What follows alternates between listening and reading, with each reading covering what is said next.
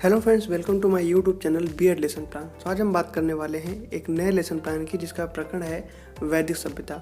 यह सामाजिक विषय के अंतर्गत आता है और यह उप विषय इतिहास से संबंधित है।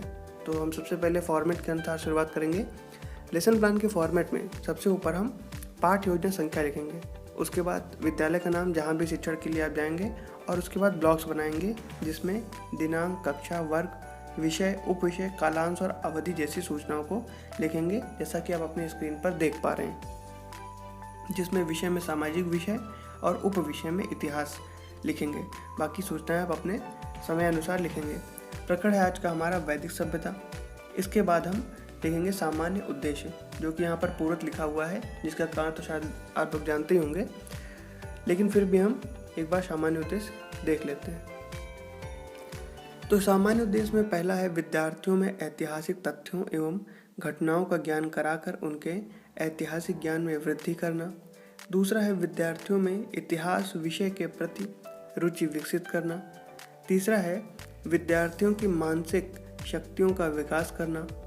चौथा है विद्यार्थियों को अवकाश के सदुपयोग हेतु प्रशिक्षित करना। पांचवा है विद्यार्थियों में देश प्रेम की भावना जागृत करना। छठा है विद्यार्थियों को जीविकोपार्जन के योग्य बनाना। सातवां है विद्यार्थियों में आदर्श चरित्र का निर्माण करना। आठवां है विद्यार्थियों को अवकाश के महत्व से अवगत कराना। नौवां है विद्यार्थियों को तथ्यों को समझाकर उससे संबंधित नई खोजों की भावना विकसित करना। तो ये हो जाएंगे हमारे सामान्य उद्देश्य। अब हम बात करेंगे विशिष्ट उद्देश्यों की। विशिष्ट उद्देश्य में सबसे पहला है ज्ञानात्मक। इसमें लिखेंगे विद्यार्थी वैदिक सभ्यता के बारे में प्रत्यह स्मरण कर सकेंगे। दूसरा है अवबोधात्मक। इसमें लिखेंगे विद्यार्थी वैदिक सभ्यता के बारे में समझकर उसकी व्याख्या अपने शब्दों में कर सकेंगे। अगला है कौशलात्मक। इसमें लिखेंगे कि विद्यार्थी वैदिक सभ्यता में आर्यों की उत्पत्ति तथा वेदों का ज्ञान चार्ट द्वारा प्रदर्शित करने का कौशल विकसित कर सकेंगे। अनुप्रयोगात्मक में लिखेंगे कि विद्यार्थी वैदिक सभ्यता में वेदों द्वारा प्राप्त ज्ञान का उपयोग अपने जीवन में कर सकेंगे। सहायक सामग्री में लिखेंगे लपेट चांपट पर बना आर्यों की उत्पत्ति से संबंधित तालिका तथा वेदों के प्रकार। शिक्षण विधि में प्रश्नोत्तर प्रविधि, उदाहरण तथा एवं व्याख्यान विधि। पूर्व ज्ञान में लिखेंगे कि विद्यार्थी हड़प्पा सभ्यता तथा इसके बाद की सभ्यता के बारे में सामान्य जानकारी रखते हैं। अब अगली हेडिंग हम देंगे प्रस्तावना की। तो इसमें दो कॉलम बनाएंगे, छात्राध्यापक क्रियाएं और विद्यार्थी क्रियाएं। तो सबसे पहले लिखेंगे कि हमारे देश का क्या नाम है। तो विद्यार्थी क्रियाओं में लिखेंगे भारत। दूसरा प्रश्न करेंगे कि भारत की सबसे प्राचीनतम सभ्यता कौन सी है। तो विद्यार्थी क्रियाओं में लिखेंगे हड़प्पा सभ्यता। तीसरा प्रश्न करेंगे कि हड़प्पा सभ्यता के बाद किस सभ्यता का विकास भारत में हुआ। तो विद्यार्थी क्रियाओं में लिखेंगे वैदिक सभ्यता का। चौथा प्रश्न है कि वैदिक सभ्यता का समय क्या है। तो ये हो जाएगा हमारा समस्यात्मक प्रश्न, और इसी के अनुसार हम अपना उद्देश्य कथन लिखेंगे कि बच्चों, आज हम लोग वैदिक सभ्यता के बारे में अध्ययन करेंगे। अब बच्चों के स्थान पर विद्यार्थी या छात्रों शब्द का प्रयोग करेंगे। अगली हेडिंग हम प्रस्तुतिकरण की लिखेंगे। इसमें 3 कॉलम बनाएंगे, शिक्षण बिंदु, छात्राध्यापक क्रियाएं और विद्यार्थी क्रियाएं। तो शिक्षण बिंदु में लिखेंगे सबसे पहला वैदिक काल। तो प्रश्न करेंगे सबसे पहले कि वैदिक काल का प्रारंभिक जीवन कैसा था। तो विद्यार्थी क्रियाओं में लिखेंगे संभावित उत्तर। स्पष्टीकरण में लिखेंगे कि वैदिक काल से तात्पर्य उस युग से है जिसका ज्ञान वैदिक साहित्य से होता है।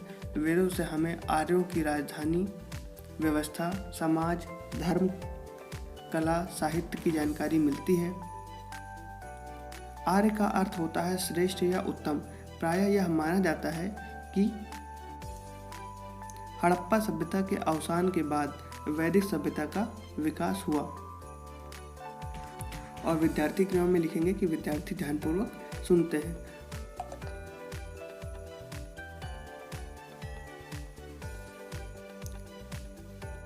अगला शिक्षण बिंदु लिखेंगे प्रारंभिक जीवन। तो प्रश्न करेंगे कि प्रारंभ में आर्य कहाँ रहते थे। तो विद्यार्थी क्रियाओं में लिखेंगे संभावित उत्तर। स्पष्टीकरण में लिखेंगे कि प्रारंभ में आर्य इधर उधर घूमते रहते थे। वे कबीलों में रहते थे। आर्य गाय, बैल, घोड़ा आदि पशुओं को पालते थे। चारा, पानी तथा उपजाऊ भूमि की तलाश में वे एक स्थान से दूसरे स्थान पर जाते रहते थे।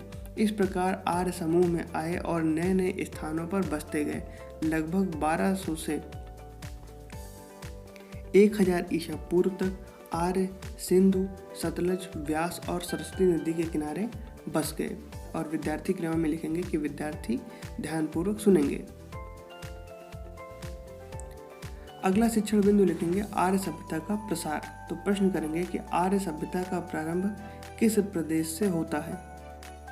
विद्यार्थी क्रिया में लिखेंगे संभावित उत्तर। स्पष्टीकरण में लिखेंगे कि भारत में आर्य सभ्यता का प्रारंभ सप्तसैंधव प्रदेश से होता है। सप्तसैंधव प्रदेश में आर्य कहाँ से आए, इसको लेकर इतिहासकारों में मतभेद है। कुछ का कहना है कि आर्य मूलतः भारतीय थे। विद्यार्थी क्रियाओं में लिखेंगे कि विद्यार्थी ध्यानपूर्वक सुनेंगे। अब अगली हेडिंग हम देंगे प्रशासन की शिक्षण बिंदु में। इसमें पहला प्रश्न करेंगे कि जन कौन थे। तो विद्यार्थी क्रियाओं में लिखेंगे संभावित उत्तर। स्पष्टीकरण में लिखेंगे कि आर्य कबीलों में रहते थे। एक जन में कई विष होते थे। इसके मुखिया को विषपति कहा जाता था। वैदिक काल में जन का प्रमुख राजा था। राजा का प्रमुख कार्य जन के लोगों की रक्षा करना व युद्ध में सेना का नेतृत्व करना था। कई ग्राम मिलकर विष बनाते थे। विद्यार्थी ग्राम में लिखेंगे कि विद्यार्थी ध्यानपूर्वक सुनेंगे। शिक्षण बिंदु में अगला लिखेंगे वेद। तो प्रश्न करेंगे कि इसको वैदिक सभ्यता क्यों कहा जाता है। विद्यार्थी क्रियाओं में लिखेंगे संभावित उत्तर। स्पष्टीकरण में लिखेंगे कि जिस समय वेदों को ही श्रेष्ठ माना जाता था। वेदों की संख्या 4 है। ऋग्वेद, यजुर्वेद, सामवेद और अथर्ववेद। सबसे प्राचीनतम वेद ऋग्वेद है। विद्यार्थी क्रियाओं में लिखेंगे कि विद्यार्थी ध्यानपूर्वक सुनेंगे। अगली हेडिंग हम देंगे समाज की। तो प्रश्न करेंगे कि वैदिक कालीन समाज के साथ वैदिक कालीन समाज कैसा था। तो विद्यार्थी क्रियाओं में लिखेंगे संभावित उत्तर। स्पष्टीकरण में लिखेंगे कि वैदिक कालीन समाज का आधार परिवार था। परिवार का वरिष्ठ पुरुष इसका मुखिया होता था, जिसको कुलप या गृहपति भी कहा जाता था। इंद्र आर्यों के प्रमुख प्रिय देवता थे, जो इन्हें युद्ध में विजय दिलाते थे। गायों को वेदों में अघन्या कहा गया है, यानी कि जिसकी हत्या नहीं की जा सकती। और विद्यार्थी क्रिया में लिखेंगे कि विद्यार्थी ध्यानपूर्वक सुनेंगे। अब इसके बाद अगली हेडिंग हम देंगे बोध प्रश्न की। बोध प्रश्न के स्थान पर आप शामपट सारांश भी लिख सकते हैं। तो पहला प्रश्न करेंगे कि आर्य का क्या अर्थ होता है। तो याद रखेंगे कि जो शामपट सारांश होगा, जो पढ़ाया गया प्रकरण है उसी से संबंधित लिखेंगे। तो पहला प्रश्न है कि आर्य का क्या अर्थ होता है। तो उत्तर में लिखेंगे कि आर्य का अर्थ ज्ञान अथवा श्रेष्ठ होता है। दूसरा प्रश्न लिखेंगे कि आर्य कहाँ बस गए थे। तो उत्तर में लिखेंगे कि आर्य सिंधु, सतलज, व्यास और सरस्वती नदी के किनारे बस गए थे। तीसरा प्रश्न करेंगे कि विष के मुखिया को क्या कहा जाता था। तो उत्तर में लिखेंगे कि विष के मुखिया को विषपति कहा जाता था। निरीक्षण कार्य में लिखेंगे कि विद्यार्थियों को शामपट सारांश लिखने का निर्देश देकर स्वयं संपूर्ण कक्षा का घूम घूम कर निरीक्षण करेगा। मूल्यांकन प्रश्न में लिखेंगे कि सबसे प्राचीनतम वेद कौन सा है। ये मौखिक रूप से प्रश्न पूछे जाएंगे। दूसरा है कि अघन्या किसे कहा जाता था। तीसरा प्रश्न है कि आर्यों का प्रिय देवता कौन था। चौथा प्रश्न लिखेंगे कि वैदिक काल में जन का प्रमुख कौन था। तो ये हो जाएंगे हमारे मूल्यांकन प्रश्न। और अंतिम में गृह कार्य की हेडिंग लिखेंगे। इसमें लिखेंगे कि विद्यार्थी घर से वैदिक सभ्यता पर एक लेख लिखकर लाएंगे। तो यहाँ पर लेसन प्लान हमारा समाप्त होता है। वीडियो आपको कैसा लगा हमें कमेंट करके ज़रूर बताइए।